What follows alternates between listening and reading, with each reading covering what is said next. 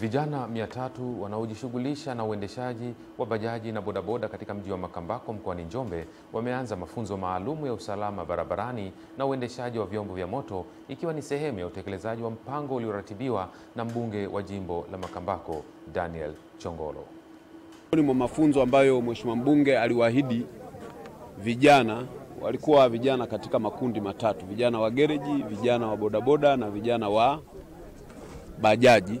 Na yeye ikampendeza akawaahidi vijana hawa kwamba kwanza atawasaidia kupata mafunzo, lakini pili, baada ya kupata mafunzo anataka kushirikiana nao kuona uwezekano wa kuwasaidia kupata leseni vijana wote.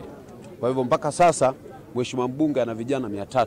Na hivi ndivyo ambavyo fursa kwa vijana 300 katika halmashauri ya mji wa Makambako imewafikia, ambapo kupitia mpango huo mzuri wa mbunge wa jimbo la Makambako Daniel Chongolo, kwa upande wake dawati la elimu kwa umma kutoka makao makuu ya jeshi la polisi ya kikosi cha usalama barabarani Tanzania limewatembelea vijana hao mjini Makambako kwa dhumuni ya kuwasihi kuyazingatia vyema mafunzo ya udereva ambayo yatawapatia sifa ya kuwa na leseni halali. Sasa hivi elimu ya usalama barabarani, hususan tunapoendesha chombo cha moto, ni jambo la msingi sana. Huwezi ukaendesha chombo cha moto bila kuwa na elimu ya usalama barabarani. Lazima ujifunze matumizi ya barabara, ujifunze kanuni ambayo inawalinda nyinyi. Kwa mfano, kuovertake kushoto ni kosa. Sasa tumemfundisha tayari, kwa hiyo anajua kitu hicho. Hatutegemei kijana huyu akosee katika vitu kama hivyo. Mkuu wa kikosi cha usalama barabarani katika halmashauri ya mji wa Makambako, mrakibu wa jeshi la polisi Daudi Mapunda, amewataka vijana hao kuwa makini kuyapokea mafunzo hayo. Hatuwezi tukafundisha sheria ya usalama barabarani au kanuni za usalama au uendeshaji salama wewe ukaamini una meza tu afu tutakutana kwenye nini? Kwenye mtihani. Lazima mtunze nini?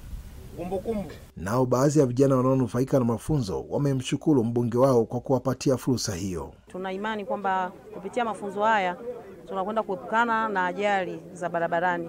Lakini wakazi wa mji wa Makambako wanazungumziaje juu ya madereva kutozingatia sheria za usalama barabarani? Dereva bajaji wanapakia hadi watu 20 hadi 15 ndio wanasababisha ajali, wanaonyesha hana leseni. Kutoka hapa halmashauri ya mji wa Makambako mkoani Njombe, naitwa Michael Patrick, Channel 10.